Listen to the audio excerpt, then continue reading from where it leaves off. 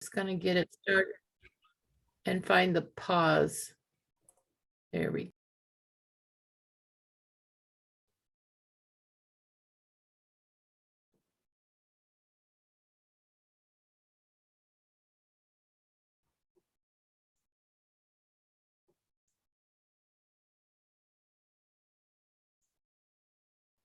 Good afternoon, everyone. We're so glad to have you with us. We will get started in just a moment. We want to have a few more people join, and then we'll move ahead.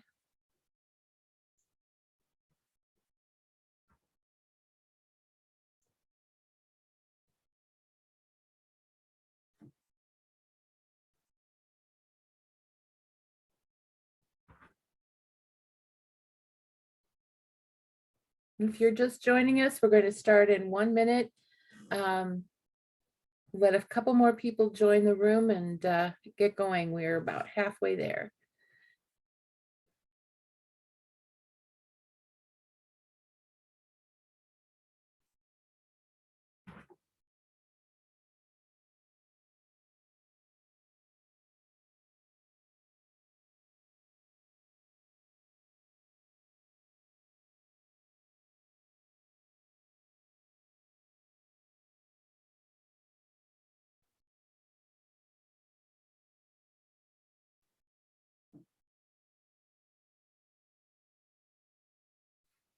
All right. Well, my name's Rebecca Buller, and I am with the Great Lakes Prevention Technology Transfer Center.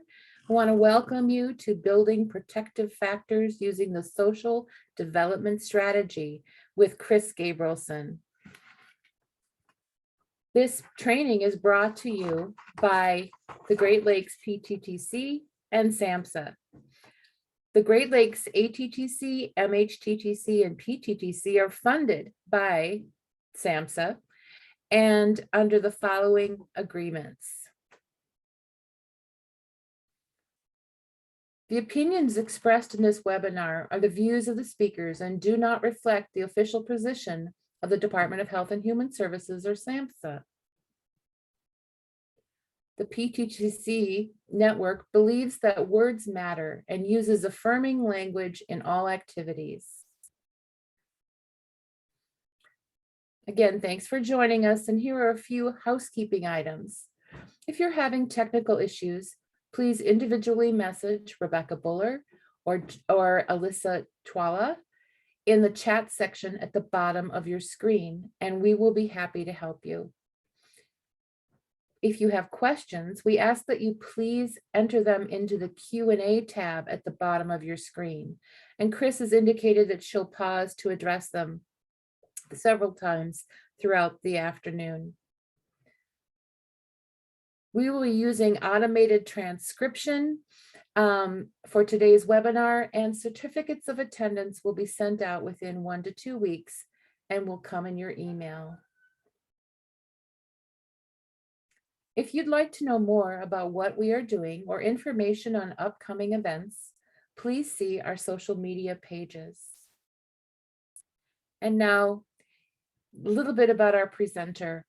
Chris Gabrielson is the co-director of the Great Lakes Prevention Technology Transfer Center. She has worked in substance misuse prevention field for over 30 years.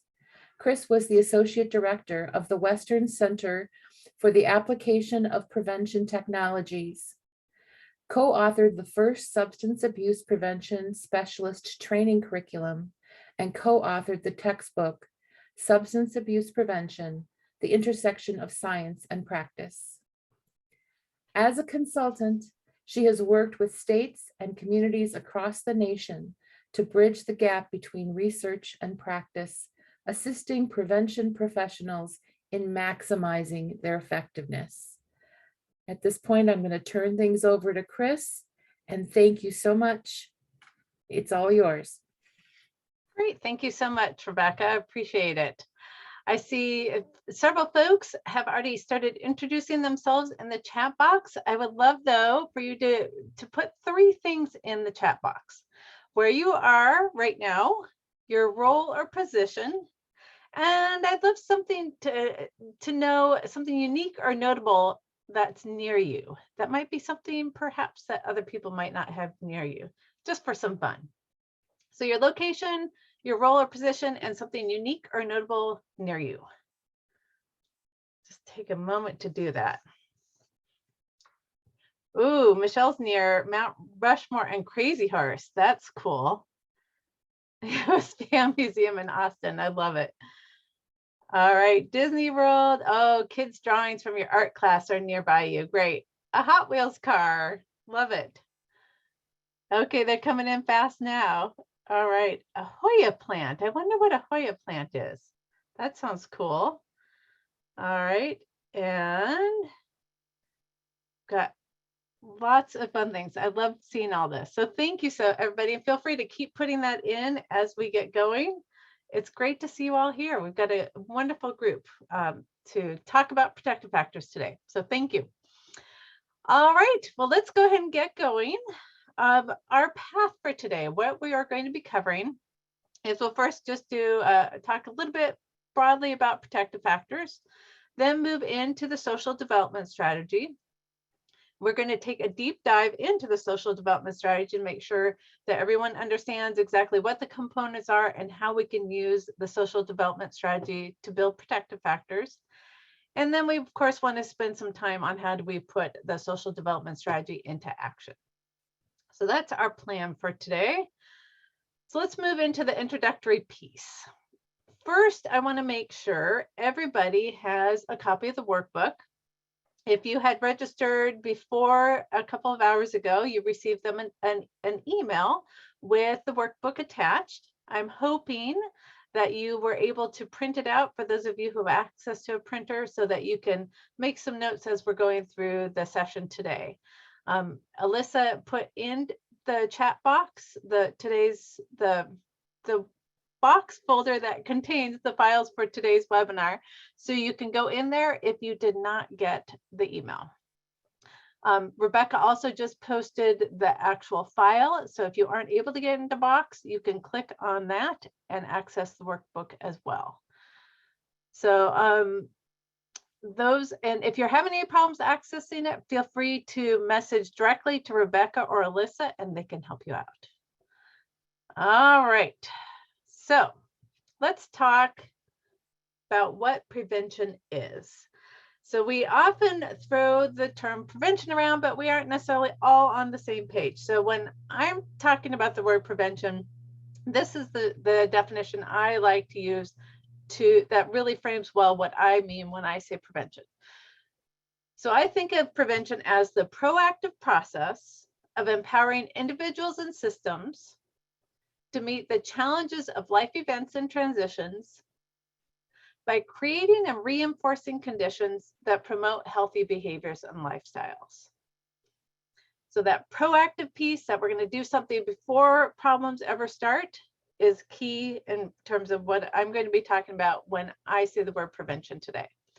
Some other ways of thinking about this is that we are focusing upstream in terms of when I'm talking about prevention. So good analogies for this are with our computers. We have antivirus software that we use to protect our computers from viruses ever getting in. So it's preventing it. It's not taking care of problems once things that our computers already infected with a virus. We want to protect, we're preventing it from ever happening. A lighthouse is a good example of prevention. So we have the light going out so that ships see where the rocks are, so that prevents shipwrecks from ever happening. Sunscreen is a great example. We want to prevent the sunburns.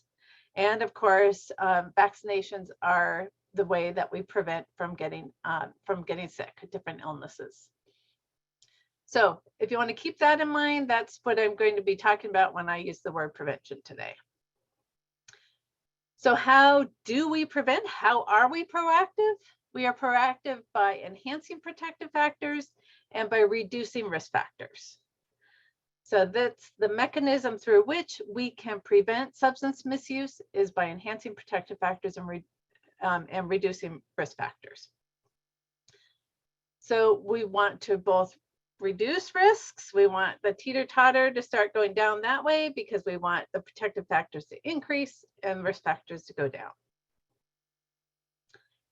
We aren't going to talk about risk factors today. If you want to learn more about research-based risk factors, we are going to do another webinar on that. It's going to happen on June 23rd from 10 to 11:30 Central Time, and you can register for that as well. There'll be a link put in the chat to our events page where you can sign up for that. So it's where Rebecca just put in. All right. So back to protective factors. So what do I mean when I say the words protective factors? I mean the conditions that we can create. So we can create conditions for healthy youth and development and well-being.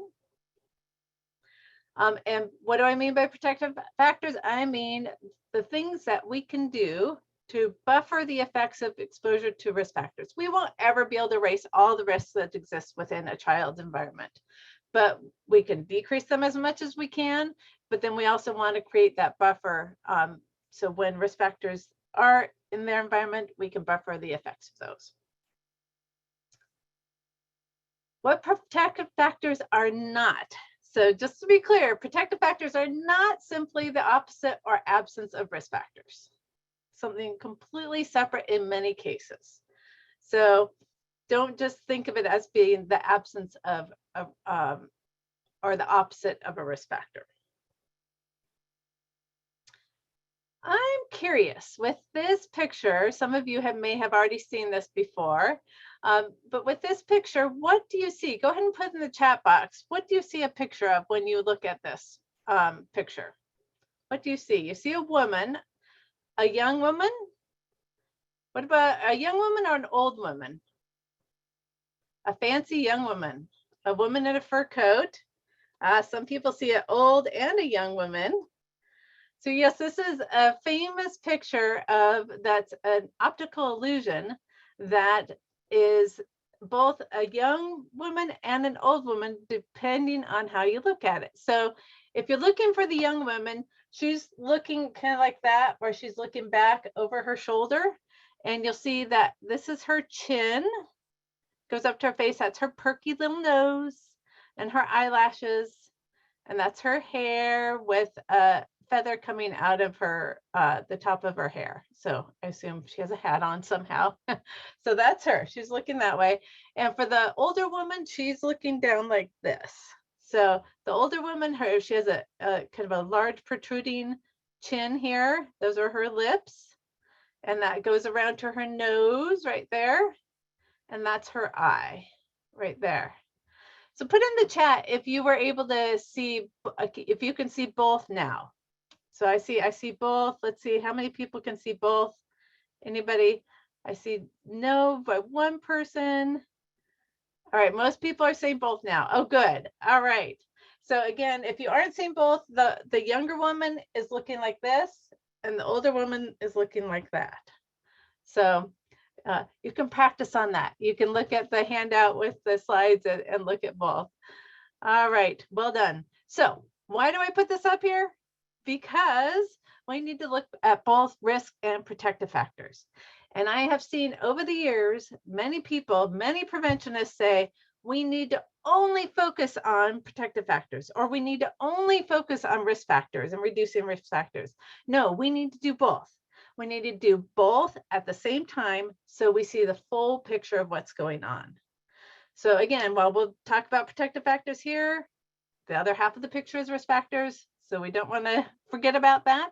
But we also don't want to just focus on risk factors. We want to also focus on protective factors. So that's my soapbox for the day. And now we can move on. All right, so there we are. For maximum effectiveness, implement strategies that both enhance protective factors and reduce priority risk factors. All right, so the question becomes, how do we build protective factors in youth? The answer, in my mind, you will get different answers from different people. In my mind, the best way to do it is to use the social development strategy. So let's talk about what the social development strategy is. It operationalizes protective factors, puts them into action, and it was developed by Dr. David Hawkins and Rico Catalano of the Social Development Research Group at the University of Washington, along with some of their colleagues. this is what it looks like. And we're going to spend a bunch of time unpacking this. So as you're looking at it and saying, oh my gosh, what is this and what is all this? Don't worry, it'll be really clear by the end of our session here today. All right, for those of you fellow public health geeks, the theory base of the social development strategy comes from the social control theory, social learning theory, and the differential association theory. So if you're wondering where it comes from, it's pulled from these 3 developmental theories. Few things about the social development strategy. Research has shown it to be effective across developmental stages, gender, race, ethnicity, and income levels. Good news, right? And it's been shown to be effective across different outcomes. So things like child behavior problems, violence, substance use, alcohol misuse, drug use, etc. So it's not just specific to substance misuse prevention, but it has been shown to be effective across multiple problem behaviors. All right, so some of you might be saying, so what about, there are a lot of people use the 4 developmental assets, the positive youth development theory or model, resiliency, positive childhood experiences. There's lots and lots of lists out there that exist that have a list of protective factors. So it was interesting. I was asked a few years ago now to do a training on these 4 things in the same training for a group of folks who were new to prevention in a coalition. And I was like, I'm not sure that's a good idea, first of all. And I tried to talk the people out of it, but they're like, no, they want them to know about all of them. So what I did is I took a deep dive into the research behind these different protective factor frameworks, or in terms of, they might not all call them that, but essentially that's what they are. And what I found fascinating is that most of them, if not all of them at some point, pull from the same theoretical base or research base. So it's like taking this information, these researchers, these practitioners, whoever they are for each one, delved into the research knowledge theories. And then it's like they had the nice same fertile soil, but they kind of grew different plants, grew different protective factor frameworks out of them. But they were pulling from the same theory base, from the same research base, which I found very helpful, because that's how you can kind of like boil down what's most important from each of these frameworks. And what I found was the social development strategy really boiled all of these down into what was most important and how, again, to operationalize these. So why do I love the social development strategy? And I think you will too. Because it boils down to the essentials to building protective factors. It's straightforward to implement, and you can use them across all contexts. So within family systems, within schools, within communities, individual peers, etc. You can apply them in all those settings. All right, so let's jump into questions. I see there is a question. Is there a source for the prevention definition provided? That's a great question, Melissa. You know what? I looked for that not too long ago, and it's been used so many times, so many places, I couldn't find the actual source. So if somebody else knows the original source, I'd love to know that. I'm sorry, I don't have the answer for that. And I've been using that definition for many, many years, so it's been around for quite a while. Okay. I don't think it was SAMHSA or CSAP. I see that somebody put in the chat. I don't believe it was originally. Any other questions at this point before we move on? Anyone? I'll pause for just a moment.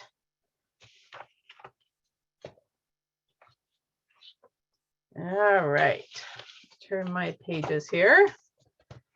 My notes, make sure I cover everything. Institute of Medicine, 1994, Renee. That's a curious one. I will have to search to see if that's it. That's a good idea. That it might be. That's very possible. Thanks for that lead.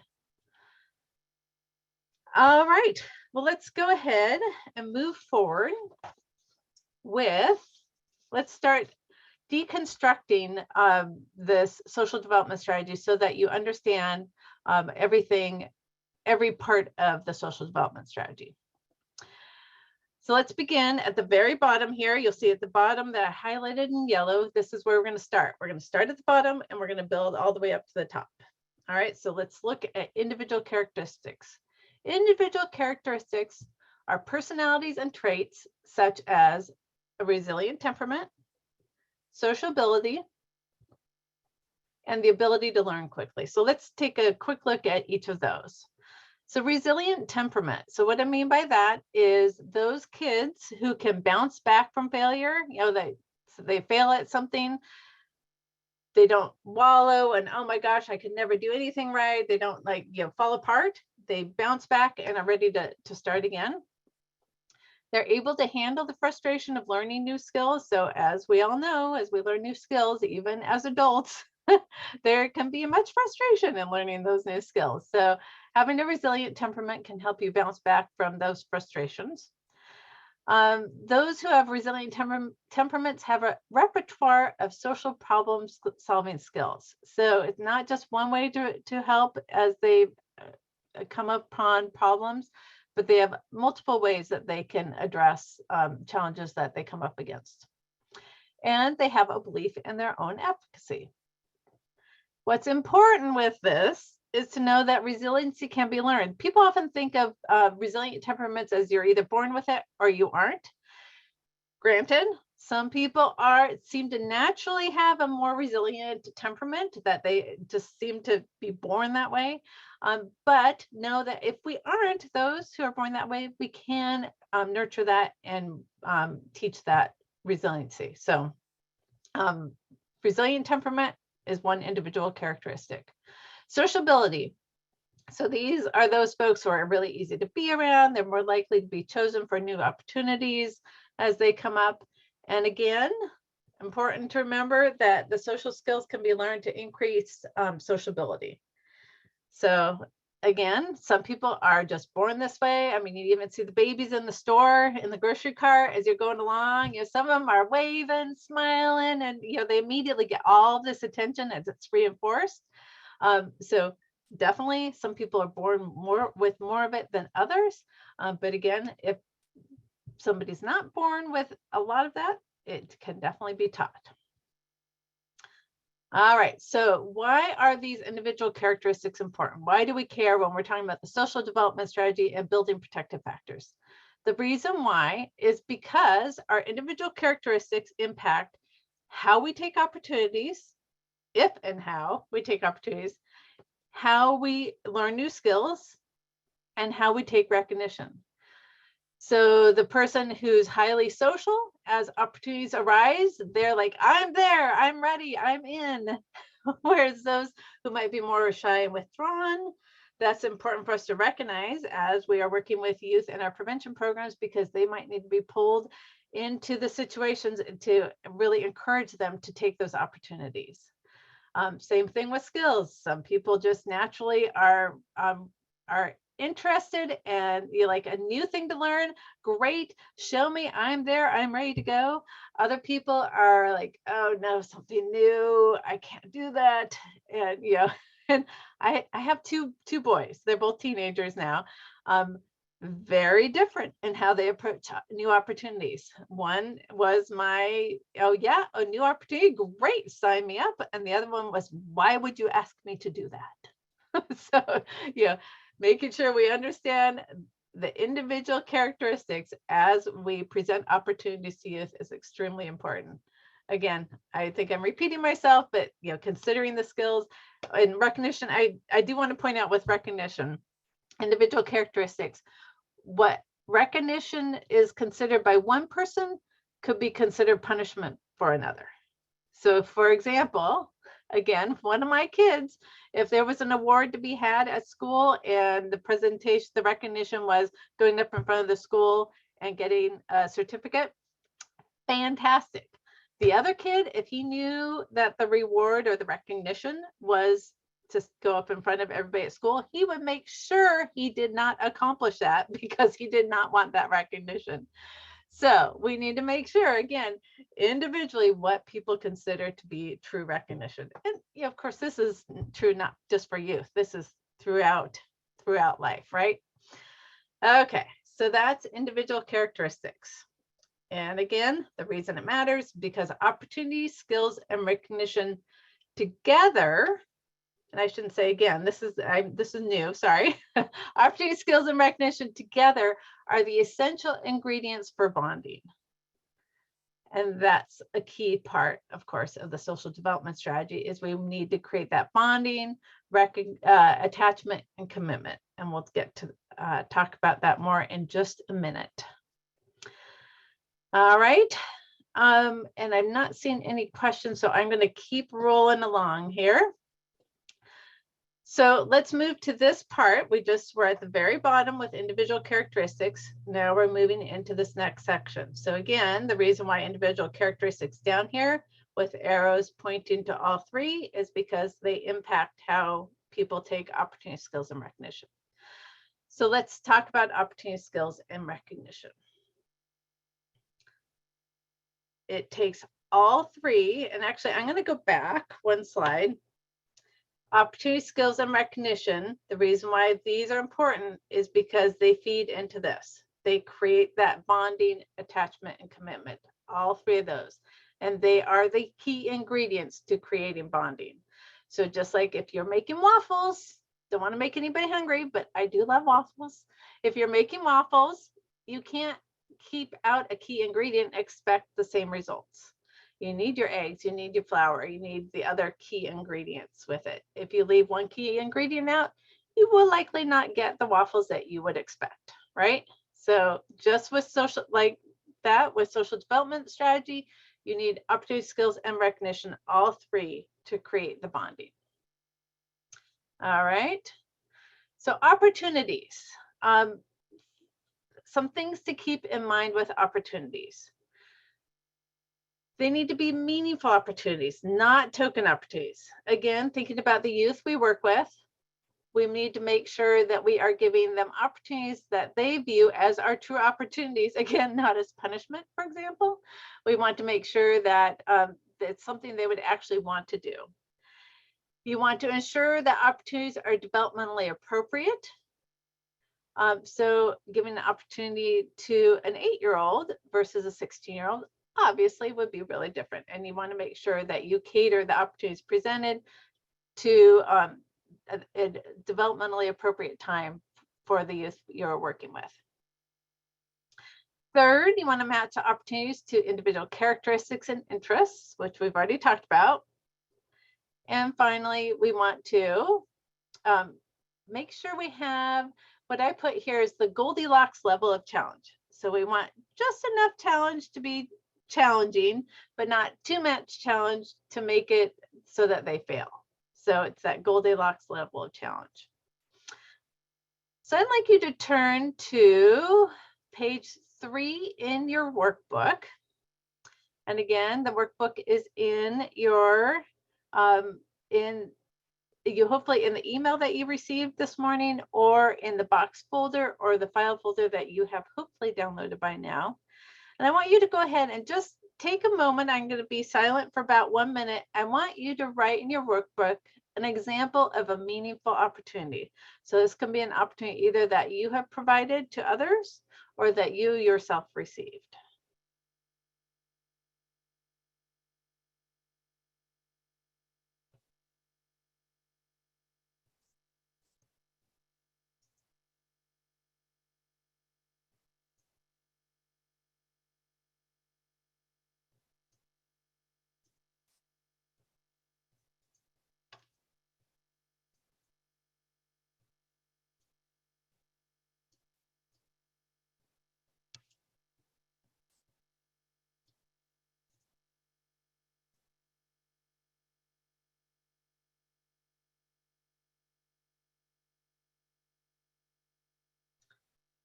Okay, hopefully you all have something written in your workbook at this point, or just jotted down on a piece of paper near yourself. what I would like you to do now is I'd like you to share this opportunity here. So if you could go ahead, that we're going to put in the chat a link to a Google form, and this Google form is going to funnel into a spreadsheet that I'll share here in just a minute. So there it is. Alyssa just posted it. If you can click on there and add in what you wrote down, that would be great. I'm going to go ahead and stop sharing, and then I'm going to go over and share my other screen so that you can see what people are posting. All right, so here we go. Here are some opportunities: an outdoor basketball summer league, opportunity to travel in Europe with a church group, neighborhood cleanup event, science camp, music, love it, mentorship. Oh, and I love that I provided an opportunity. Thank you. I have the Foundations and Prevention class with me. That is so fantastic. Thank you. You just made my day. Thanks. Free event for youth, free music lessons. Again, I love the music piece. I'm very partial to music, can you tell? Youth leadership camp, CADCA Academy, group of 8th graders present activities to 5th graders. Great. Youth group members, opportunity to travel and get more experience with life. Communication techniques training. Great. All right. Thank you so much. And I just to let you know, I will provide a link to this Google spreadsheet once we're all done at the end of the session, or after the session. We'll send out an email to all those who participated. So if you want to look through more thoroughly what folks have written, you'll be able to do that after the webinar. All right, so we're going to move on to, we talked about opportunities. Let's go ahead and move into skills. All right. So skills, some things to keep in mind as we are thinking about skills. We have to do this part, or I should say we need to do this part. We don't always remember to do this part. So thinking about those opportunities that are listed that we've given to folks, so like youth leadership opportunities, we may need to make sure we give them the skills to be successful in taking that opportunity. Because opportunity without skill leads to frustration, and skill without opportunity leads to boredom. So we need to make sure we give the opportunities along with the skills to be successful. Some things to keep in mind in terms of skill development. We want to be intentional and realistic. I'm going to give some more information on each of these in just a moment. We want to start small. We want to make sure to model and then practice. And we want to build on success. So these 4 things we need to keep in mind as we're thinking about skill development with youth. Oh, and I wanted to say the citation from this is Hegarty and McCowan. And on the last page of your workbook, I have the full citation if you want to read through it. It's a great article. So first of all, with skills, we need to be intentional and realistic. So we need to be providing skills that are appropriate for youth abilities. Now think back again, back to individual characteristics. We need to be developmentally appropriate and the appropriate for them individually in terms of that skill development, okay? We know the youth learn at different ages, learn skills at different ages and paces in different ways. So we need to be intentional about that. And we need to remember that quick successes encourage children to keep trying and to keep learning. So as we're thinking about how we're going to teach those skills, we want to give them small pieces, or I should say, let me rephrase that. We want to provide skill development opportunities where they can achieve some success, especially pretty quickly, so that they're going to want to continue learning more. All right. So start small. So this builds off of what I was just mentioning. We want to break the skill into small steps and teach one small step at a time. So again, they can be successful. All right. We want to model then practice. So this is, again, this is a lifelong kind of thing, right? This is not just for youth. This is for adults as well. I'm just telling somebody how to do it, but then not showing them how to do it sets people up for failure. So we need to show them skill, how to do it, and then we need to provide many opportunities for practice. We want to build on success. So with thinking about that, we want to provide new challenges as people, as youth are successful as they're building. So again, we have the small steps that we've broken down the skill into small steps. As they do each step, we can provide them with a new challenge to build on that. So keep in mind though, 100% success 100% of the time can lead to giving up when they do face failure. So it's not that we don't want them ever to fail, right? We want them to, kind of push them a bit. Again, it's kind of that Goldilocks piece, but too much failure can lead them to give up completely. So finding that balance and really watching to see where that Goldilocks level is with each child, with each youth. All right, so those were the 4 things we need to keep in mind when we're thinking about skills within the social development strategy. All right, now let's turn back to the workbook. And I want you to go ahead and take a minute, page 3, and write an example of a skill you have taught when you did these things. You were intentional and realistic. You started small, you made sure to model them practice, and you built on success. So it could be with youth you're working with, if you work with youth directly within prevention, or maybe it's with a coworker, maybe it's with your own children, if you have children. Perhaps it's a neighbor child that you have befriended, a niece, a nephew, whoever it might be. Think of a time when you taught a skill that you did these 4 things. So I'll go ahead and be quiet while you do that.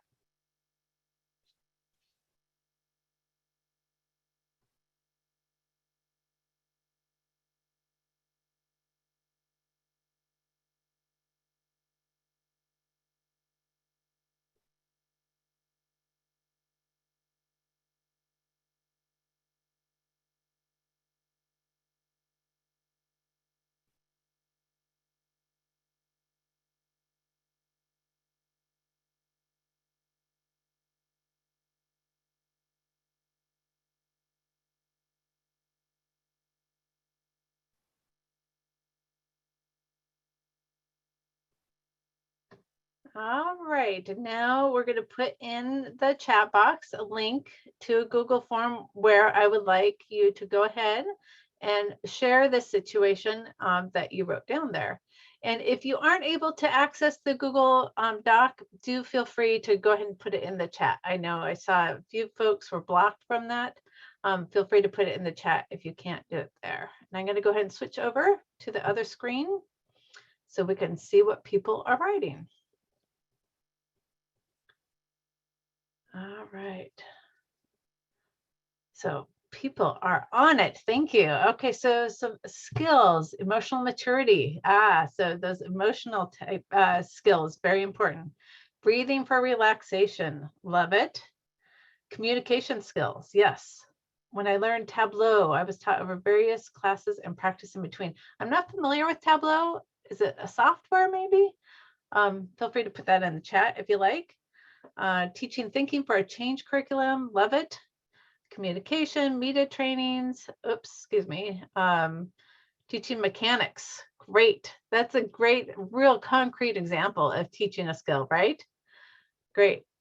Taught nieces and nephews how to tie shoes, perfect. You have to break down those skills so that they can be successful to be able to come all together in the end to tie them. Love that example. All right, African American genealogy workshop for family historians. Love it. So look at the range of all these things. This is, it includes things that we typically think of like communication skills, resiliency, or different things, but nowhere did I say that it has to be like a prevention topic that we are needing to teach. The key is that we're trying to create that bonding, and we'll get to why in a little bit. But we use opportunity, skills, and recognition to create bonding, attachment, and commitment. So that's the key. It's not necessarily what you're teaching in terms of the opportunity, skills, and recognition, but it's the mechanism through which we are creating bonding. All right, meditation skills. Love it. Taught you how to take tests. Absolutely. That is definitely a skill. Native language introductions. Love it. Time management. So important. All right. Great examples here yet again. All right. Thank you. And I'm going to go ahead and switch back to our PowerPoint slides, and we're going to move into recognition. So that third critical ingredient, essential ingredient for bonding. So recognition, we need to provide consistent recognition for the opportunities they take. So it's like, great job taking that opportunity. The skills that they are learning and using. So want to recognize both. They've taken this opportunity and they've been working on these new skills and working hard. There might have been some frustration. There might have been the ups and downs as they're learning it, but they stuck with it and they learned it. So again, thinking of the tying the shoes, I love that example. They have the opportunity to learn this new skill, breaking it down. Not an easy thing to learn, at least for my kids. It was not an easy skill for them. So the repetition, the model, and the practice, again, tying all that in, love that example. So then the recognition would be, wow, look, this was a really challenging task that you wouldn't say it that way, right? But you wanted to learn to tie your shoes. You stuck with it. You figured out how to do each step. And wow, look at you, that recognition. So again, the recognition is going to depend on the kid in terms of what they view as recognition. So that's the third piece in terms of recognition. So keep in mind with recognition, make sure they view the recognition as positive, not punishment. I already mentioned that. When it's most effective, when it's specific to the skill they're learning. So it's not just a, hey, great job, or wow, it's a, hey, I saw you did da da da da da da da da da, and you achieved da da da da da. So getting real specific to what they have, to the skill there and opportunity that they took. And of course, with recognition, we want to focus on the positive. I think that's what goes without saying, but when you give recognition, it's not, well, you did great at this, but you really struggle with this. And I have to say, I experienced this recently with a end of season gathering of sorts where the coach gave both the positive and the negative for every kid in front of everybody. In my mind, that's not a great way to build bonding. And boy, were those kids squirming. Not a good situation. So I kept that on here because just a reminder, we need to make sure we only focus on the positive during this recognition piece. Now, as you're building skills, you want to give feedback of what's working, what's not, all that. But when it comes to recognition, please focus on the positive. All right. Go back to your workbook, page 3. You know the drill now. Take a minute to write in your workbook of an example of recognition you provided that was viewed as positive by the recipient, so it was well received. It was specific to the skill the recipient was learning, and it focused on the positive. So if you can go ahead and think about recognition you provided, or if you prefer, if recognition you received that met those 3, go ahead and write those down, and I'll be silent for a minute.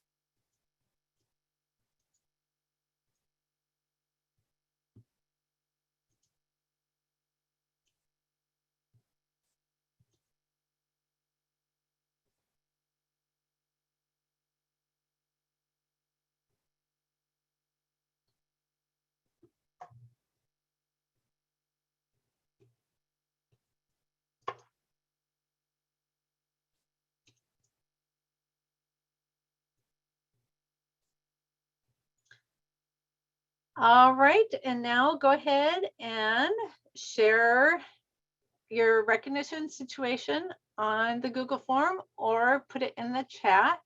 And Alyssa did a message to me that she is taking what you are inserting in there and adding it into the Google form. so that yours will be recorded in that way. So thank you, Alyssa, for doing that. I'm going to go ahead and switch over to the other form, spreadsheet, I should say. Let's go over to recognition.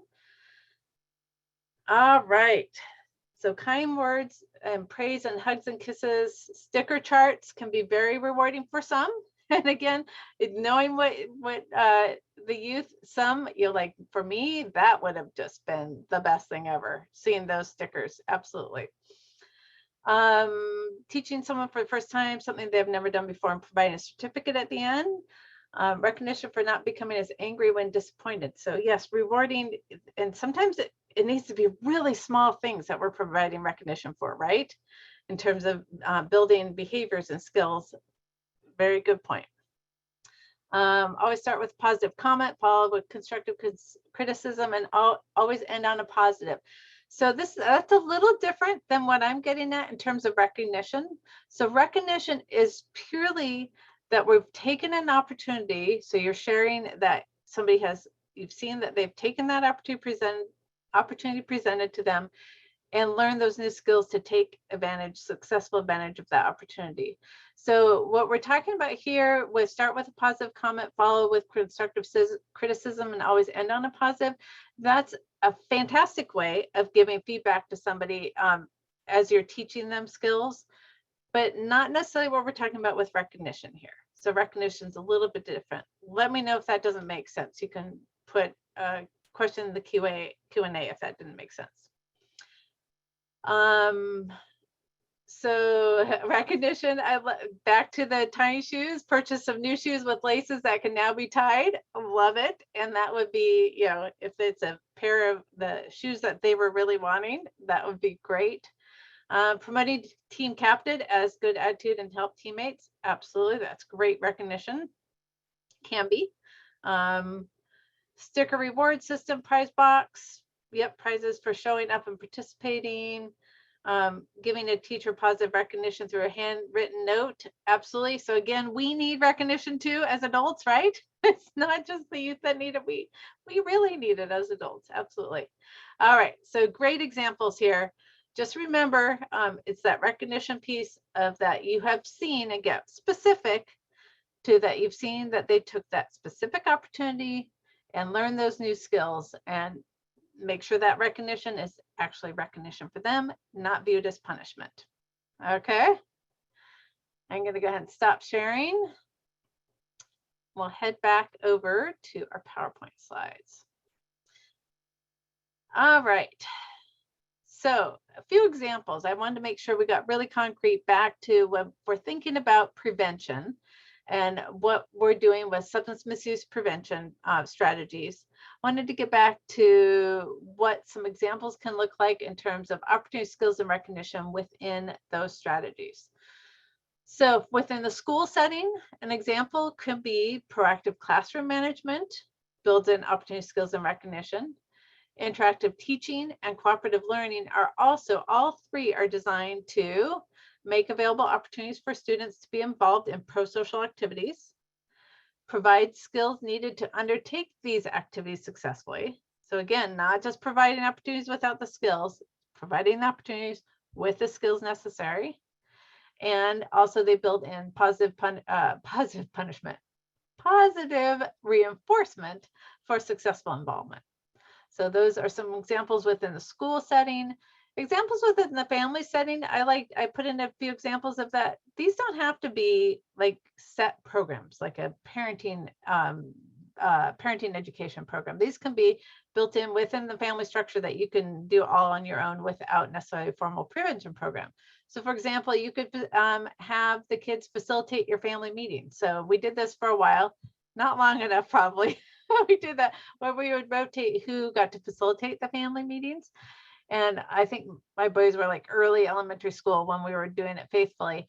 And they loved having the opportunity to facilitate our family meetings and be in charge, right? Because that was a time for them to be in charge. And they had, but we gave them the skills. So it was like, okay, so this is what needs to happen in order to facilitate it. The time, things, they did great. So that's an example of providing opportunity, skills, and recognition.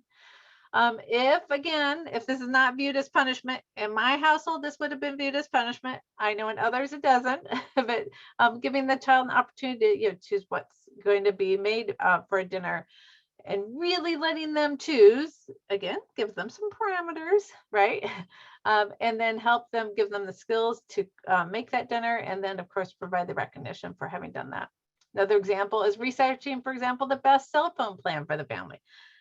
My boys hated the cell phone plan that we were on. They didn't get cell phones till they were 13, but when they got them, they weren't unlimited. So I was like, I do not have the time or the interest to investigate this. If this is something you really want, go out. Here's the parameters. Here's how much I'm willing to pay.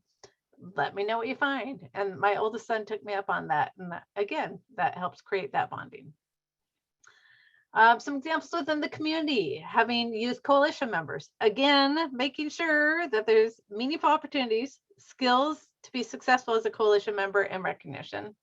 4-H clubs are fantastic with providing opportunity, skills, and recognition. And here's some specific strategies if you're looking like, if you want an example of a specific strategy. There's something called the photo voice process, and another one called Youth Engaged in Leadership and Learning. So if you're interested, you can take a deeper dive in looking at those. All right, throwing a lot at y'all today. So feel free to let me know if you need me to back up and cover anything that you didn't understand, or if you just have other questions that you have at this point.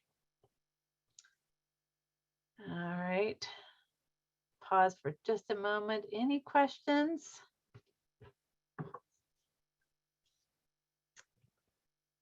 All right, not seeing any. So we'll go ahead and we will forge on. Next step, social development strategy, bonding. And I really consider this to be the heart of the social development strategy in so many ways.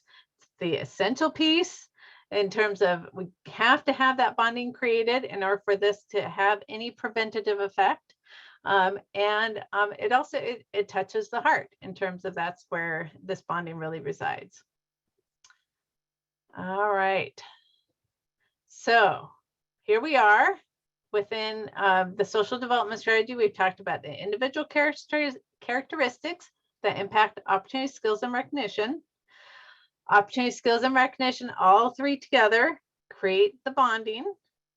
And this is where we're going to explore at this point. What is this bonding all about? All right, so we want kids to bond to positive influences. And again, opportunity, skills, and recognition together create this. And these bonds, reason why we have all three of those words in the social development strategy, these bonds create the attachment and commitment in the relationship.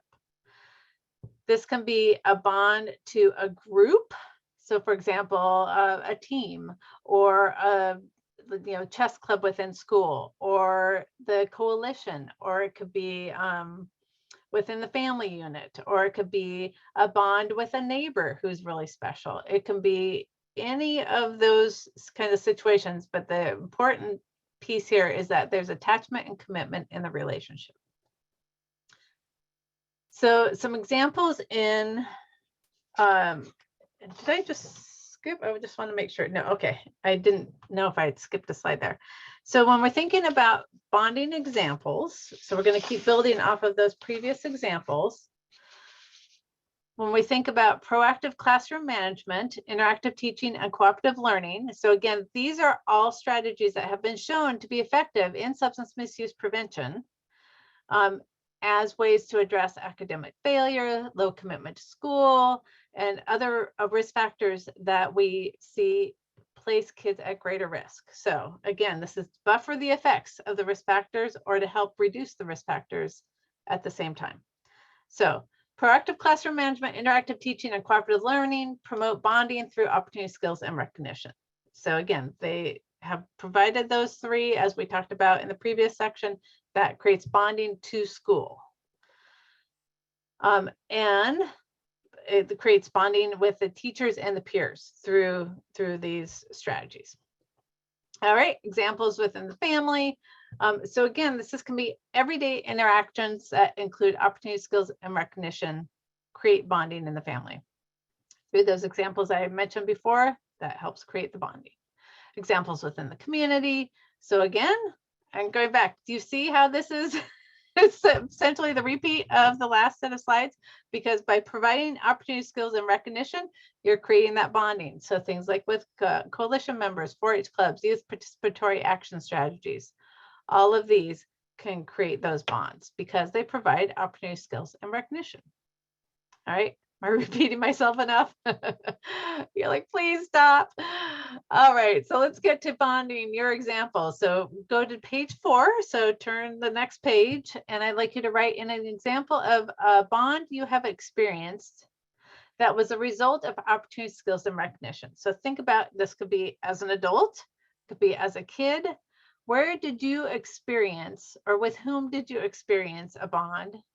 Because either that person or that group provided you with meaningful opportunities, skills to take advantage of those opportunities, and the recognition for having taken that meaningful opportunity and learned those skills.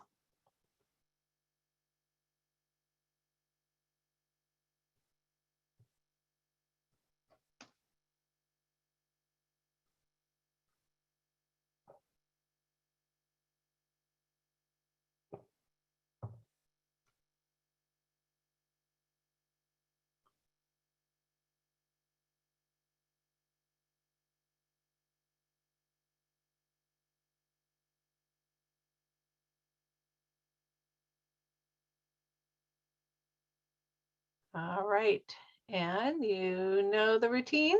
Go ahead and share this information in this link that Rebecca just put in the chat. And if you can't get to that form, go ahead and post yours in the chat. And I'll go ahead and switch over.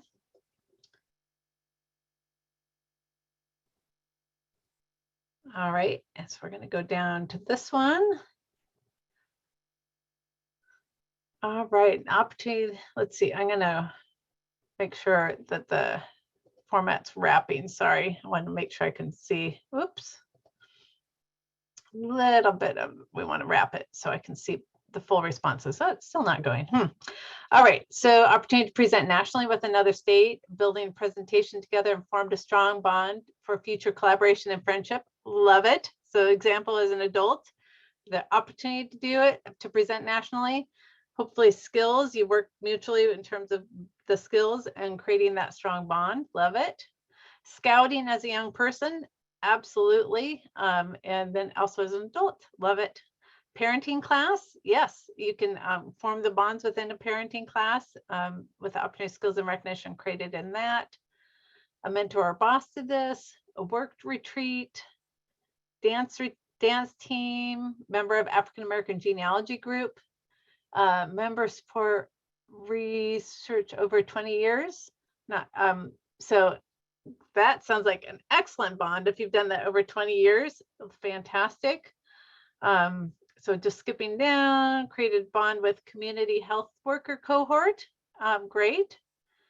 Your daddy let him help remodel apartments when tenants moved out.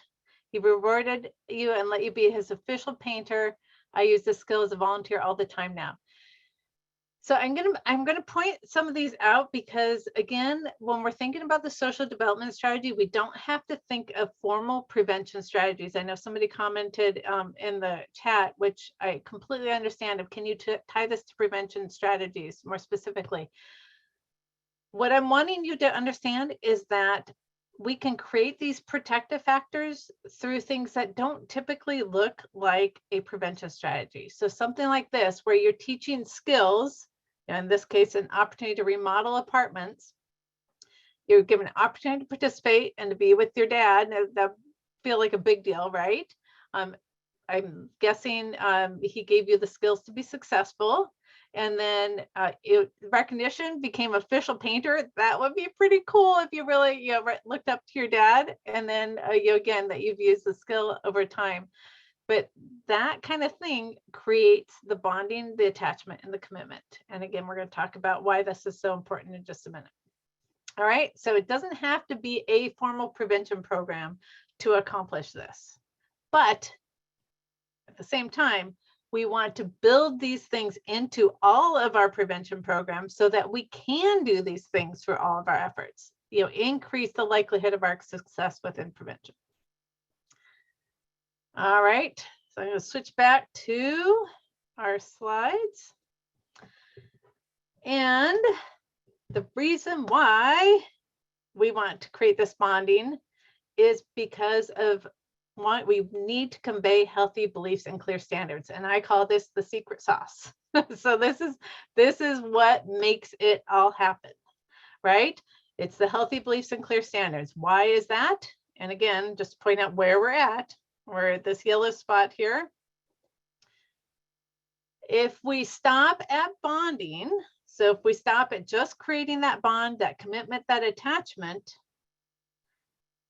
and we don't convey healthy beliefs and clear standards to those with whom one is bonded, then we miss the opportunity for a preventive impact. So this is where the prevention piece really comes in. Conveying healthy beliefs and clear standards around substance use, misuse, abuse, etc. This is where we have our preventive impact. So let's look at these a little bit more. So when I'm talking about this, I'm talking about that has to be clearly communicated with those with whom we are creating this bond, not assumed. For groups, it can be a condition of participation.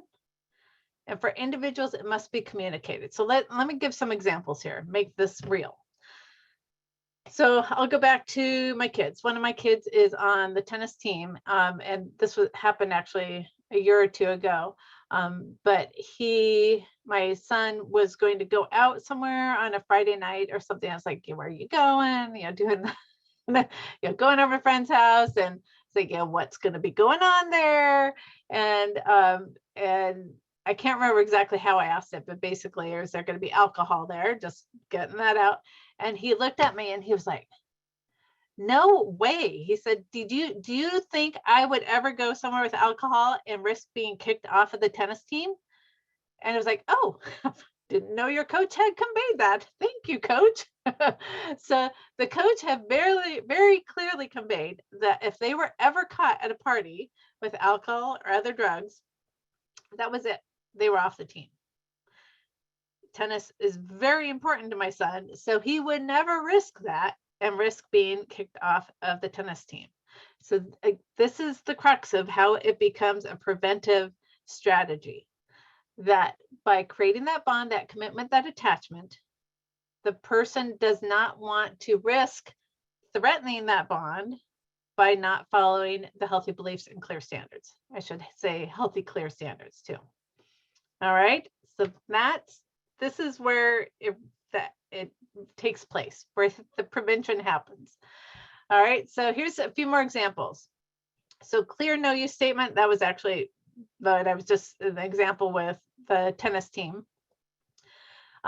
Clearly communicated belief that substance misuse is harmful to youth. So again, this can be at the parenting level. I know with my own boys, just very clearly stated all along since they were young enough to understand, we started having this discussion that any use was not okay. Alcohol, other drugs, and we got into reasons why, developmentally appropriate, as they went along.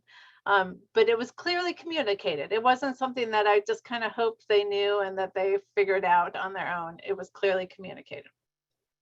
With the example of the team coach very clearly communicated his belief that substance misuse was not going to be okay, was not helpful to any of his team members, and that they would be kicked off if they were caught doing that. So clearly communicated. So what if healthy beliefs and clear standards are not conveyed? What if we do that? What if we think about individual characteristics, we make sure to give kids opportunities, we give them the skills needed to take advantage of those opportunities, we give them great recognition, we create that bond, that commitment, that attachment, and then we stop there?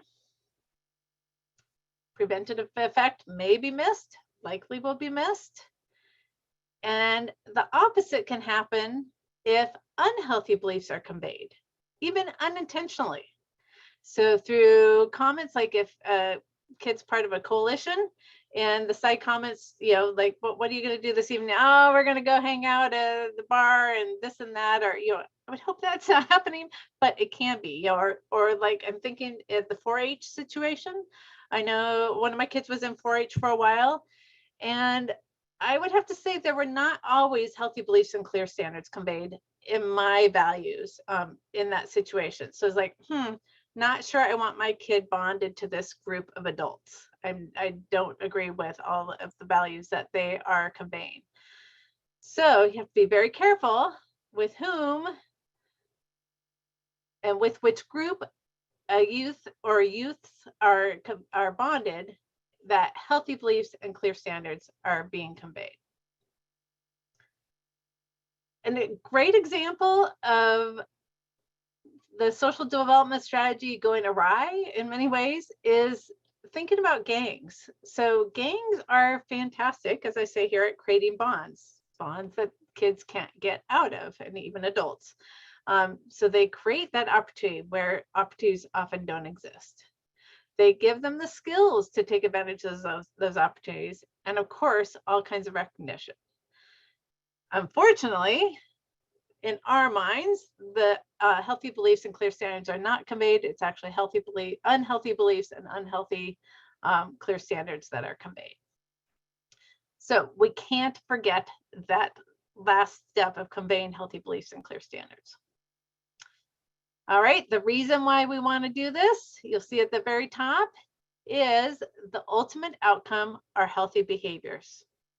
So again, I'm going to go through this one more time. I know this is somewhat repetitive, but we want to make sure we consider individual characteristics, possibly beef up some of those individual characteristics like sociability and resiliency, so that when presented with meaningful opportunities, skill development to take advantage of those opportunities, and the recognition for having taken those meaningful opportunities and learned those new skills, which those three together create the bonding, attachment, commitment.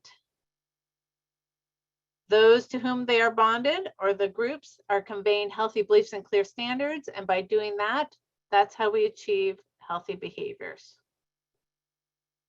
All right, so the outcome is that youth are bonded to a healthy community or individual so that they make healthy choices. Okay. All right.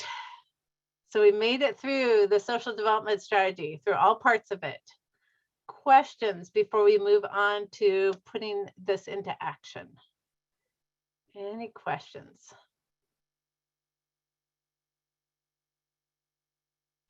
All right, and I see Glenna put in the chat that in her youth-led prevention work, every few years, the actual activities change based on student interests, but the bonding and social strategy remains the same. This presentation affirms our prevention efforts. Love it. Great to hear. All right. Any other thoughts, questions? All right, we got one coming in. If the fundamental underpinnings of bonding aren't provided in the home, how much impact can occur from sources external to the family? It can be everything. I mean, there could be a highly dysfunctional family, things just are not going well, but if they get that bond outside the family, that can make all the difference. That's where you hear, if you think back, or if you think of examples of people say, like this teacher was the teacher who saved me kind of thing. If you go back and analyze what was provided, you can usually see the opportunities, skills, recognition, bonding, healthy beliefs, and clear standards conveyed. So absolutely, if it's not working well in this part of the context of a kid's life, look at the other parts of their life where you can create that and really put into action the social development strategy.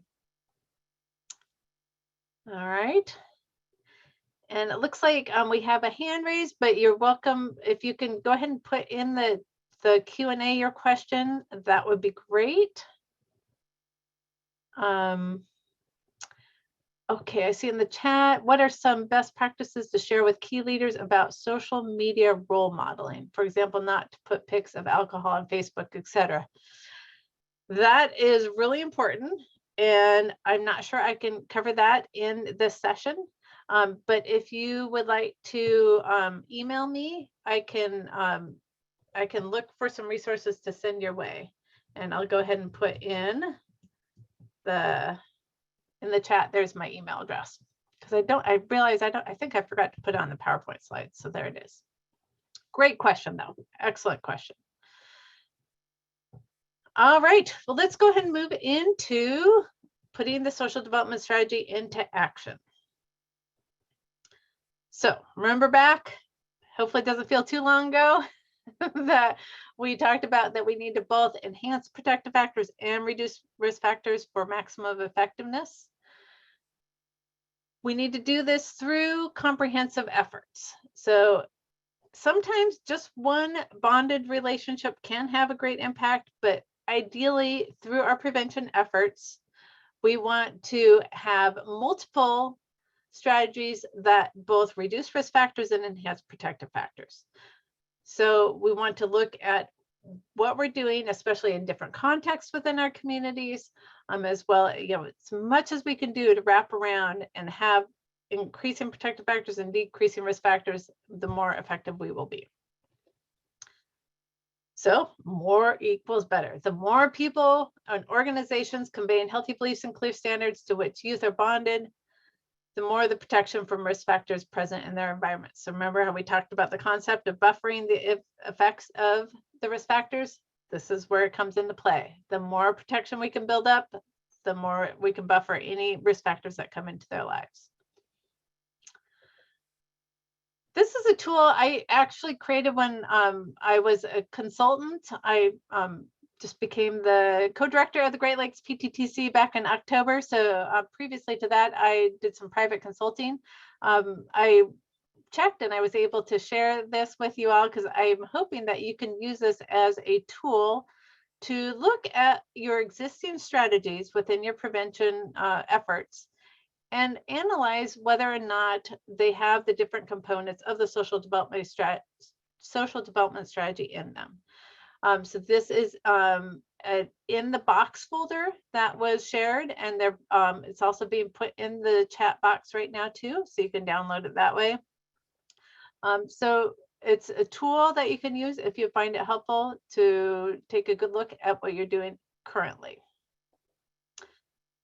Some other things you might do in terms of taking action after this webinar is first, really look at gaining buy-in from your leaders and management around implementing the social development strategy, incorporating it into all the efforts that you're doing.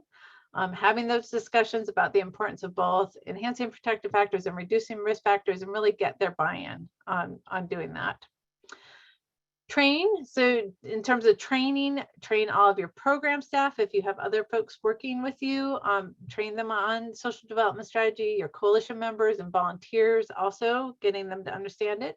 This is being recorded. It will be up on our website within about a week. So you can use this recording if it would be helpful.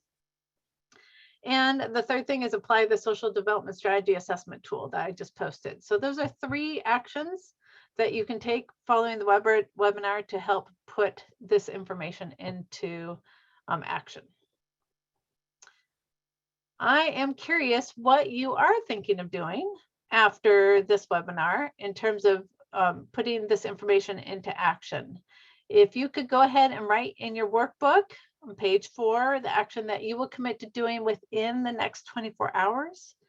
This is key. If you are thinking, yes, I need to do some things, you have to do it within the next 24 hours, and you have to write it down in order to, at least I'd have to say for me and the majority of people need to have it written down in order to really commit in your mind and get into action what you want to do. So go ahead and take a minute to write that down. And then we'll do, I have a little bit different step next after this.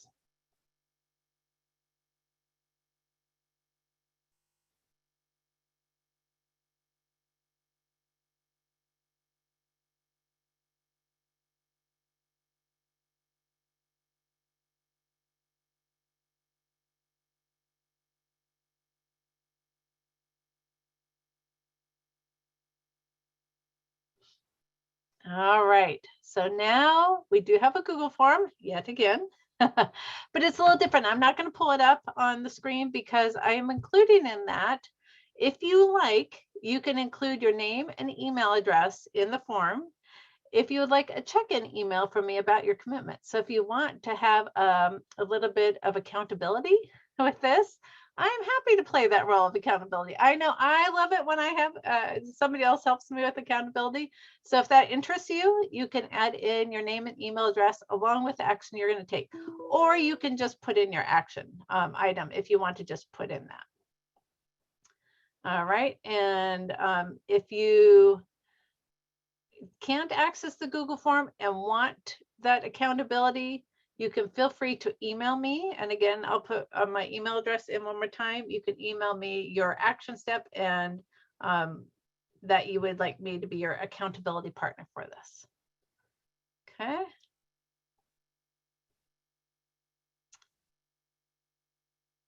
All right. So just give you a minute to do that.